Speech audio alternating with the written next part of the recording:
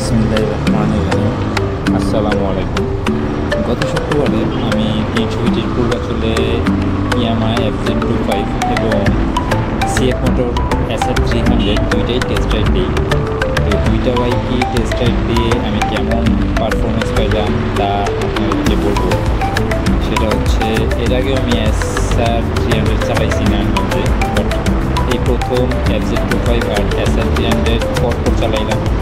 তো দুইটার মধ্যে FZ25 যেহেতু কমিউটার সেগমেন্টের, তাই আপনার কমফোর্ট বলা যায়, চালায় সব দিকেই কমফোর্ট আছে। এটার মোটামুটি টানও ভালো।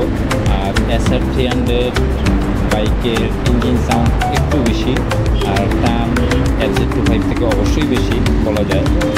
কিন্তু ওভারঅল যদি বলা যায় তাহলে FZ25 আপনার আরামসে সব জায়গায় চালাইতে পারবেন। আর SR300 যেহেতু স্পোর্টসই, তাই এটা যারা স্পোর্টস লাভার তাদের জন্য বেস্ট।